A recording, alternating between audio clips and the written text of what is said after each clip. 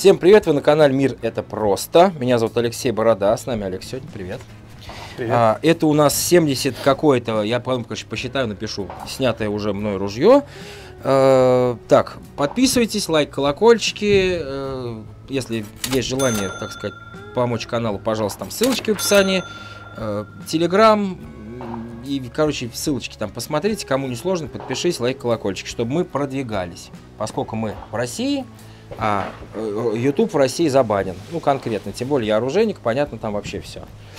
Олег, начнем? Да. Так, чего это у нас такое? Похоже на ИШ-54. Да, абсолютно верно, да. Такой прародитель ежей. Собственно говоря, это немецкое ружье штучного исполнения. Угу. Такие ружья изготавливались в городе Зуль в Германии. Угу. Как правило, это у нас горизонтальное расположение стволов. В данном случае мы видим боковые доски, два спуска, красивое, в хорошем сохране немецкое ружье, длинные 700-е стволы, садочное, так назовем его с натяжечкой ружье.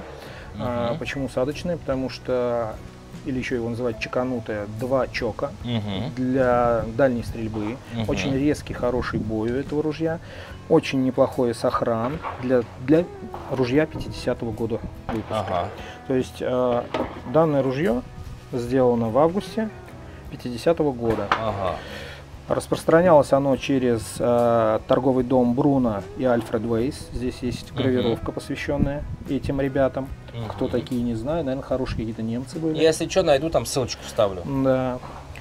Ну и регион, Goldlauter. Это регион, который там, в Зуле, насколько я знаю, это регион Германии. Собственно говоря, мы видим из элементов садочного ружья также вот такие вот ухи. Что такое садочное ружье, я не понимаю. Это стендовая стрельба, которая зародилась, она велась по голубям, их выпускали из садков. Садочная стрельба вот это прародитель стендовой стрельбы. Собственно говоря, вертикальные ружья появились значительно позже.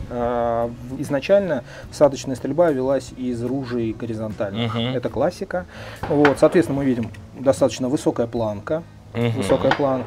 Мы видим наличие эжекторов в данной модели. Вот здесь пружинки, эжектора, да. Фантастика. Соответственно, взводители эжекторов. Вот эти вот ушки, так называемые, для усиления колодки. Здесь у нас есть срезы. Ух, класс. На них заходят вот эти вот. Видно, у да, ежа, кстати, нету. Нету, да.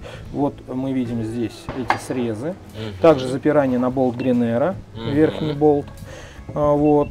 Ну и как мы видим, состояние, он немножко в маслице, но состояние очень хорошее для, опять же повторюсь, сколько лет ему даже сейчас не посчитаю. 53 года. 50-е годы прошлого века, да? Как 50? 73. Сейчас же не 2003. А у меня машина-то старая, я все 2003. 73 года. 73, дедушка, настоящий дедушка, да. Вот, очень интересная рукоятка, такая каплевидная, с насечкой. Да, немножко переборщили ребята с лаком, но это, я думаю, не немцы, это уже, как говорится, предыдущие какие-то владельцы постарались. Но, в общем-то, такой налет старины есть, я не стал здесь, как говорится, вмешиваться. Как чехословацкая стенка. Что имеем, то имеем, да, а имеем мы хороший такой вот ружбай с горизонтальным расположением стволов, с болтом Гринера, с офигенной насечкой, дубовый лист. С гравировкой. Да. Да. Вот такое вот ружье, длинные стволы, хороший усиленный чок, эжектора. Вот эжектора сработали, слышал, да? Да. Это характер не экстрактор, а эжектор. Вот такое вот ружье, пожалуйста. Подержу. Подержи. О, изящное, как я люблю. Тоненькое, все утонченное. Ага. Соответственно, оно не тяжелое. Да, совершенно не тяжелое. Сделано специально для охоты, конечно же. Ага.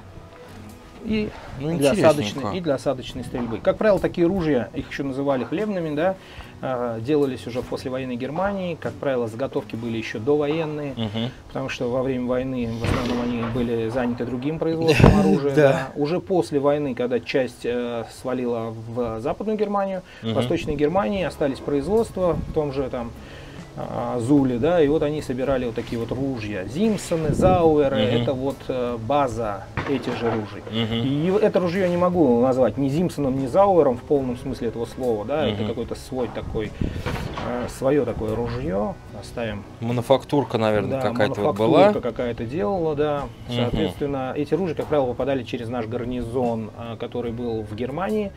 Они вручались генералам всевозможным, там, снабженцам, и потом уже в качестве не трофеев, но подарков переезжали в СССР, где были заветной мечтой любого охотника. Но бой действительно великолепный, я думаю, если ты же стреляешь всегда, да? Да. Во всех своих видео. Да, роликах. стрельнем Вот. сегодня. Можно будет попробовать. Интересно, антапки тоже сразу были, как Конечно, думаешь? Да? конечно, То есть это не конечно. наши уже Нет, допиливали? Нет. Антабочки Это сразу были. родные антабочки. Так, всё ну это здесь понятно, охотничий широкая напильник вот этот планка, да, широкий, широкая. Для охотничьей напильник. она высокая и Да? широкая, да. На тозиках у нас, ну, примерно Ну, все же плюс-минус. слизывали оттуда, с хороших экземпляров. Ну, потому что я всегда говорю, что ну, на Западе не все плохо, это все-таки великая цивилизация, и что-то хорошее всегда можно взять, я всегда за. Да, ИШ-54 это клон Зимсона Зауэра, то есть Да. это... Есть у немцев еще модель очень интересная, называется Меркель. Вот, кстати, ни разу она мне в руки не попадалась. Ну, если получится сделать обзор, обязательно надо сделать. У меня, к сожалению, тоже Меркеля нет. Но вот есть такое интересное ружье. Интересно. Покажи, какая там вот гравировочка. Здесь эбонитовый затыльничек, Ага. чисто такая вот охотничья тема.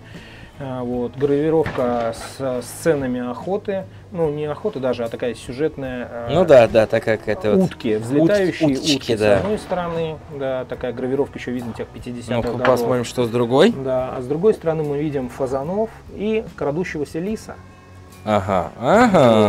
То есть Лис крадущегося такой. непосредственно, да, к фазанам. Вот такое вот ружье для души. Достать под коньячок вечером, посмотреть, погладить и обратно в сейф. Ну да, то есть ты с ним не охотишься. Я его выгуливаю периодически, Мгм. но крайне редко, просто чтобы оно не забывало вкус дичи. А с чем ты Бывает. охотишься?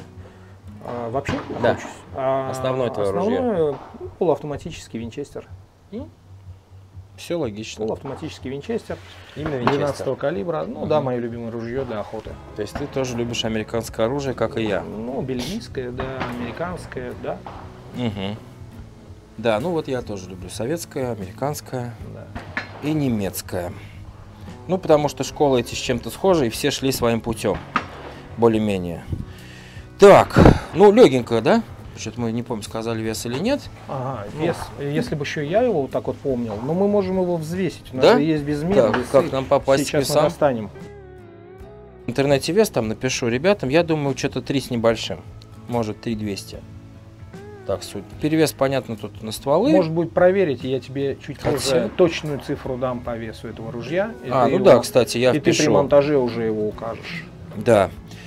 Блин, Ружье, предлагаю... я бы не сказал, что оно легкое, потому что стволы 700 это Ну да, крайне да. редко. Вот. И вот интересно, не знаю, Жень, видели мы, нет, на гравировочка, вот даже на стволах. Интересно, да, так сделано? Надписи тут понятно, что где, что. И вот гравировочка даже. Вот все-таки в деталях кроется суть, как правило. Я предлагаю... Да, бахнуть, я обратил да? внимание вот эти, да, наплывы, которые сделаны. Да, Тоже, да, вот тоже так все красивенько, вот все. Не, молодцы, молодцы, ребята. Немцы, немцы. Делали неплохо. Да, бахнем? Да? Бахнем. Пойдемте.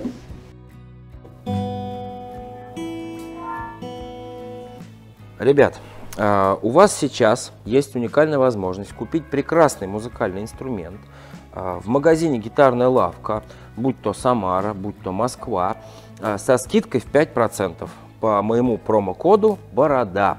Ссылочки все на магазин, на все их контакты в описании.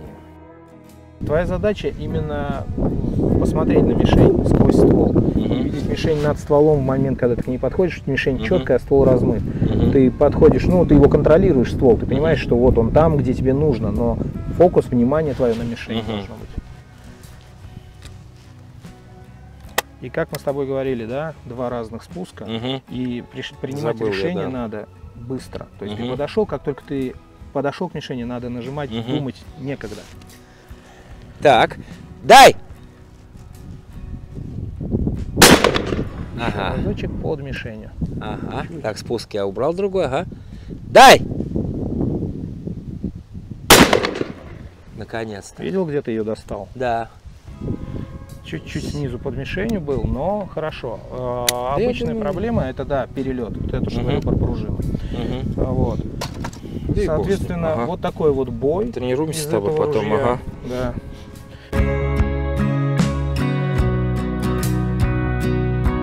Ну, что, вот такой получился у нас выпуск. Спасибо большое, Олег. Прекрасное немецкое ружье. Лайк, колокольчики, подписки. Хотите помочь, ссылки в описании. На Олега ссылочки тоже будут в описании. Всем пока.